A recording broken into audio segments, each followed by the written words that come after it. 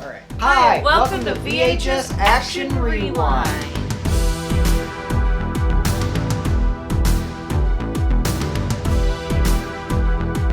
This is the show where we talk about VHS tapes. Because who else is gonna?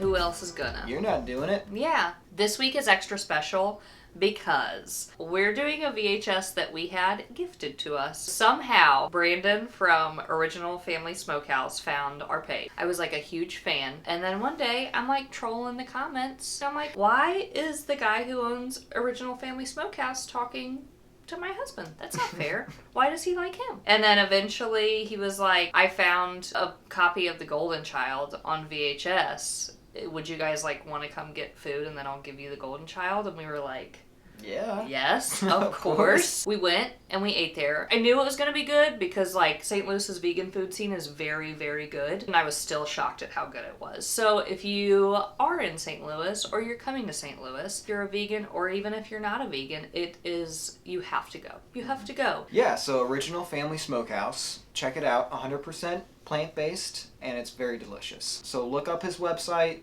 Follow him on Instagram and go check him out. But the tape he had given us, and the movie that we've watched and we're going to talk about today, is released in 1986, starring Eddie Murphy, The Golden Child. Why can't somebody choose me to go to the Bahamas? I got to get chosen to go to Tibet.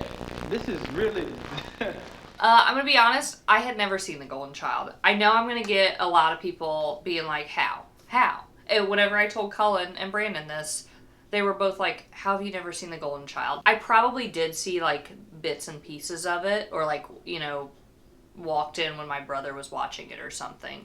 That sounds like he was watching porn. Like Golden Child was on TV a lot when I was a kid. I'm trying to think if there were any spicy scenes that would have had to have been edited out. This was actually Eddie Murphy's first PG-13 movie. I didn't know that. Yeah. I'm going to try and not go on 100 rants today. There are some things to talk about for sure about this film. So Eddie Murphy has kind of disowned this movie.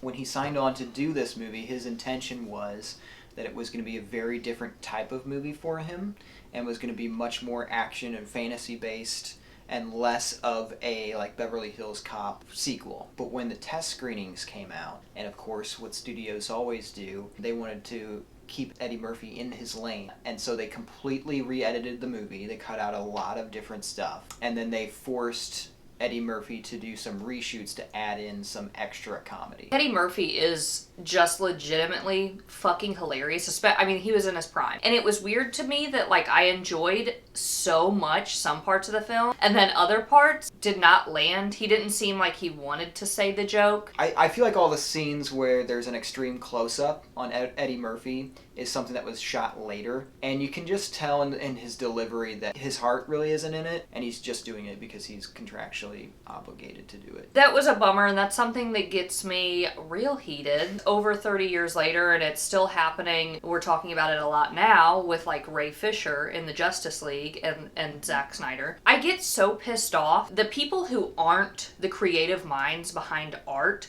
are always the one to have the final say. And it's like everything in capitalism.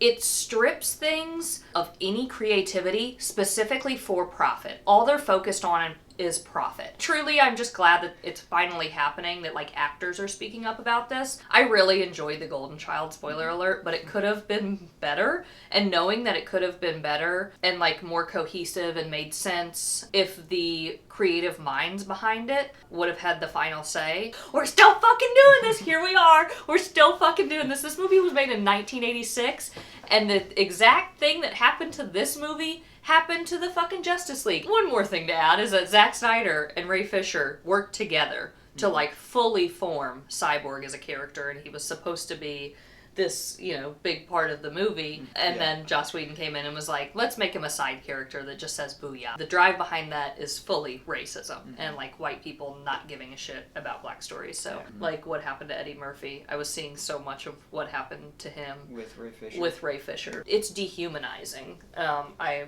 assume that you think you're gonna like get this great role and then like a bunch of people who don't give a shit about art at all come in and say like, no, actually we want We want a different type of Eddie Murphy. Originally, I love the score of this movie a lot, but originally the score was by John Williams, who did Star Wars and Jaws, and it was a much longer movie and just more of an epic movie and had more of the like lore of what the Golden Child was and what was happening and everything, and sounds like the intention was to make an epic film. And Eddie Murphy has said that if you want to experience what the script was originally, to read the novelization of the movie, which I kind of want to read now. Yeah. So we've talked about the movie we could have seen and Yeah. how we wish we could have seen that movie, and how shitty it is that happens. Now let's talk about the movie we did see, which we both still really liked a lot. This movie's awesome. I really liked it. There's enough of it there, and what is good about it is so good that I love this movie. I really, really had a good time. I figured I would. Especially whenever it first started, the song that was playing.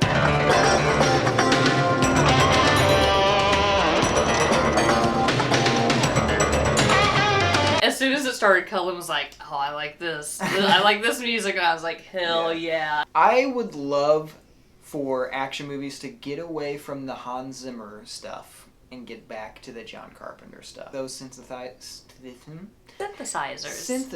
You gotta have great tongue control to say that one, folks. You and I both know I don't have that. He has terrible tongue control. It's always just going all over the place, willy-nilly. It is honestly a point of contention in our relationship.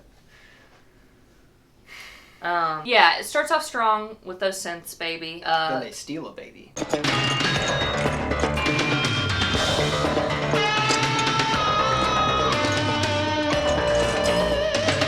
Then they do steal a baby. The bad guy, he's just like this nasty man. You know, you look at him, you're like, he's just nasty. Yeah, he's so evil that he doesn't even have time to put his arms through his leather coat. Oh, it's just draped over his shoulder. They were traveling through snow and stuff. Yeah, that shit's gonna blow off. Absolutely. You gotta secure it to your body. You have to dress for the elements. But he can do magic, and it seems like he has a deal with the devil, which the scene where he's in hell was pretty cool. The special effects of that held up pretty well for me. I can't tell if you're joking. I'm not joking. Okay. There are special effects in this that do not hold up at all. For example, the Snake Lady reveal. Which, as a kid, the Snake Lady reveal scared me.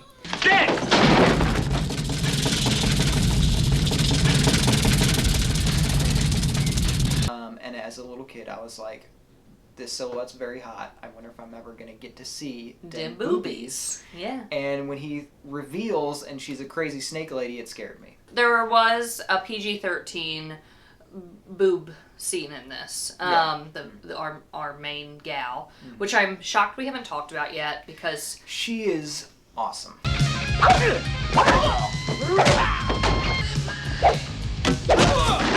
Amazing. She is as soon as I saw her, I was like, incredible. Her eyebrows, what I strive to have and could never have. She's like cool as a cucumber. She's definitely like the cool girl character.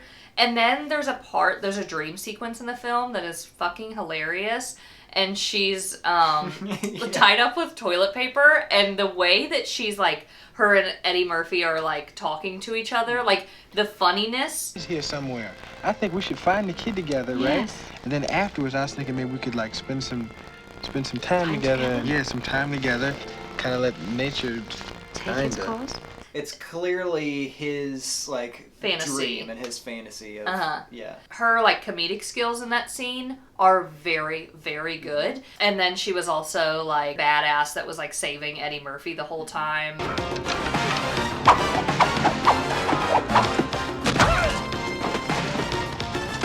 I looked her up, and her first movie when she was 16 was with our beloved Roman Polanski. Pirates, I think. Pirates, yeah. And she came out and said that he raped her. Yeah, that was pretty sad, and I think, like, as soon as she came out saying that he had raped her when she was 16, the press like went after her and she just did not have a career after that. But I am pretty bummed that like I never knew about this character growing up, because she was very, very cool. I was delighted the whole time I was watching her. She was awesome. Eddie Murphy's chemistry with every single person in the movie is amazing. Eddie Murphy is awesome. A national treasure. He's so good in this movie. And the scene when he's going to interrogate the bikers, and he like jumps over a wall and accidentally jumps into someone's barbecue. I'm sorry, I just want some chips. I want some chips, that's all. All I want some chips. See, the chip, that's it. Turn that over, man, it's burning. It's burning, turn it over, it's burning. Like before the snake lady reveal, when she's still behind the sheet, he says something to her as he's leaving about how she needs to like get out of the basement and stop like smoking cigarettes. And Kyla, you're not a normal chick. You're too shy and need to open up. You can't sit in this basement naked, smoking cigarettes, looking at soap operas for the rest of your life. I love that we're this far in and haven't explained what the movie's about. So the Golden Child is in Tibet and gets stolen by Charles Dance and all of his... He's a child, by the way. He's a child. It's a golden child. A magical child. Played by who Brandon's mom told us, I didn't know this, is played by a little girl, not a little boy. Really? Yeah. She's like magical and can like perform miracles and stuff. Charles Dance has made a deal with the devil to kill the Golden Child, so that I think once the Golden Child is out of the way, they'll be able to do some evil shit. And Eddie Murphy, who is a private investigator who specializes in finding missing children, Charlotte Lewis, My queen. finds Eddie Murphy asking for help, and then they find out that Eddie Murphy is the chosen one. She brings like a scroll, and yeah. she's like, hey bitch, you're the chosen one, so you gotta go find this kid. This looks like a big joint. I'm serious, Mr. Jarrell. You lick it and smoke it. They have to go get a knife, this special knife that Charles Dance wants to try and make the trade for the child. All sorts of shit happens. Charles Dance turns into a goddamn demon, winged demon at the end. Flying around. Did you Flying like around. those special effects? So those are the dated special effects, for sure. I can see you're busy right now.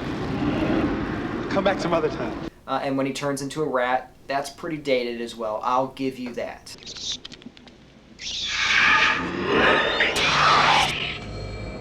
The yawn's up. I yawn in front of the camera. Once we start recording, I yawn. You got to. I think it's because you start talking and I'm like, Wow. My voice is just so soothing. it's very soothing. You have a Yeah. soothing voice. You know, this is the golden child, but I have the golden voice. Absolutely. So let's do hot or not. Okay. So first we'll talk about the obvious, Charlotte Lewis. So, I just want to say, after Cyborg, the lost VHS Action Rewind video, I really look at ages. I think she was 19 when this was released. She was 18 when they filmed this. She was 18? Mm-hmm.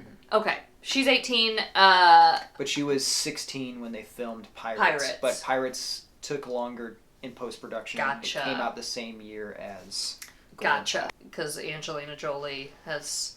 How old was she in Cyborg 2? 16. Okay. She was... Angelina Jolie was 16 in Cyborg 2. It is so predatory. Man, in the 80s, it was bad, you guys. It was bad. Okay, so she was 18. I mean, we've already went over why I think she's hot. Because she has, like... I'm getting a little choked up. Yeah. I loved her so much. Physically, she's stunning. She's beautiful. She's thick. She's looking real good. She's looking real good. She's looking real good. How about next we do the villain Charles Dance? Okay, this is gonna be controversial. Let me just say, I understand he flies close to the Ginge radar, and usually that's a no-no for me. Blue eyes, don't like those. You know, just like pale with blue eyes and like light hair. Biology will not allow me to think that that's attractive because our kids would have no sun protection. His chemistry with Eddie Murphy and his acting in this, there was like a little excitement for me. I think I have to say hot. I know that was a big description. I have to say hot. I did find him a little bit hot, and it's never happened before, won't happen again. I like that you brought up the chemistry between him and Eddie Murphy, because that scene when they're in the airport with the cops. My brother's forgiven me. Key, Dr. Hung, Brother Numsi has forgiven me. Dear brother, thank you, thank you, thank you. Mwah, you're wonderful. You could tell he was just having a blast, and like Eddie Murphy was making him laugh a lot. Yeah. What about James Hong?